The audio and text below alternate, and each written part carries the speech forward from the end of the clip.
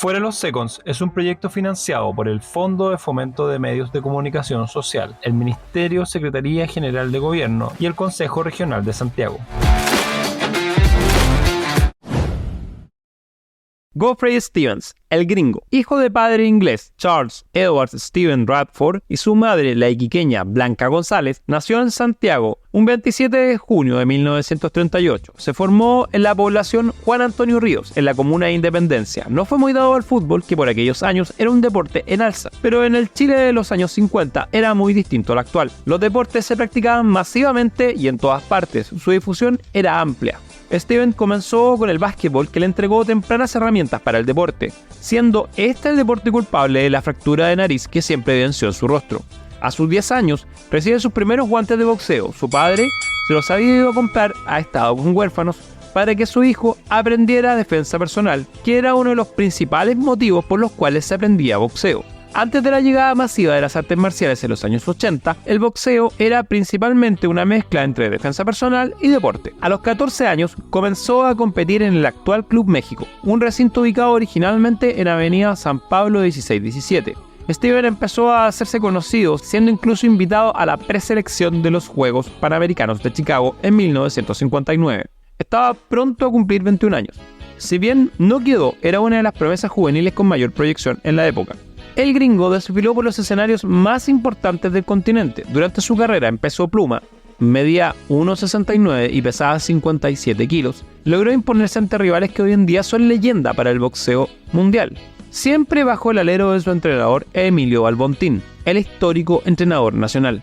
En 1961 tuvo su primera gran victoria cuando derrotó a Claudio Barrientos, quien 5 años atrás había sido medallista de bronce en los Juegos Olímpicos de Melbourne. Era toda una proeza, uno de los mejores boxeadores nacionales y a nivel continental medallista panamericano, había sido derrotado por Stevens. 2 años después fue campeón nacional al vencer a Elías Vargas. Tras quedarse con el cinturón de Chile, intentó 2 veces conquistar la corona sudamericana ante el argentino Carlos Cañete, pero en ambas ocasiones fue derrotado en Luna Park. Pese a aquellos golpes, ese objetivo no se movió de la cabeza de Stevens. Comenzar a pelear ante adversarios del ranking mundial, logró conseguir victorias ante el colombiano Mochila Antonio Herrera, el estadounidense Bobby Valdés y el mexicano Copetón José Jiménez. Con este historial llegó el momento más importante de su carrera. Fue disputar un 8 de febrero de 1970 con 31 años, viajando a Japón para enfrentar al japonés Choso Sayo por el título de peso pluma mundial. La batalla comenzó a las 9 de la mañana de Chile y fue seguida por miles de fanáticos a través de las pantallas de televisión nacional, que llegó a extenderse por 15 asaltos. Pese a la derrota, lo conseguido por el chileno impactó al país. La técnica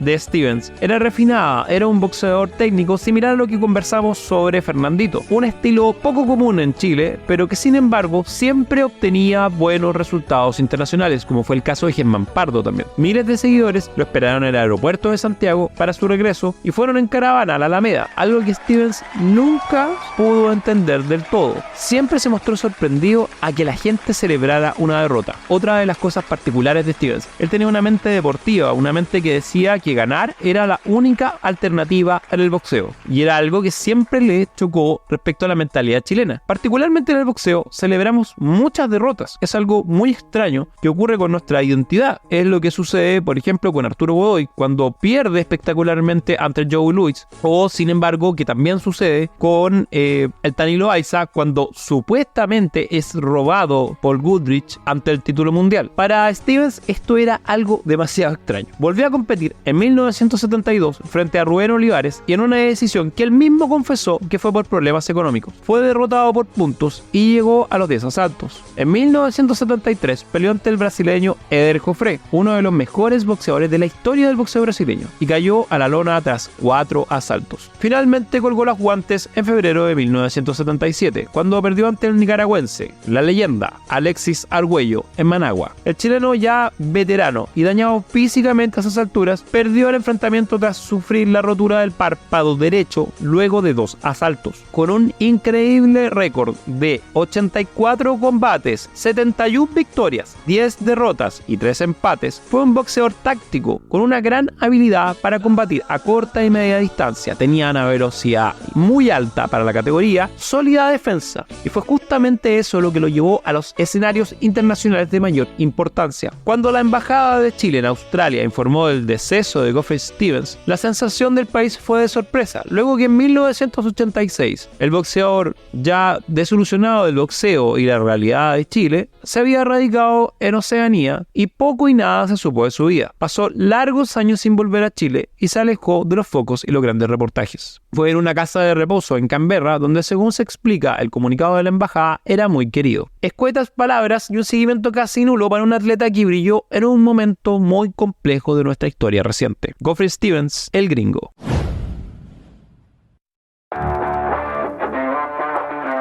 Este podcast es una producción de Revista Boxeadores en conjunto con El Legado del Jab, en el marco del proyecto Fuera los Seconds, pasado, presente y futuro del boxeo amateur en Chile.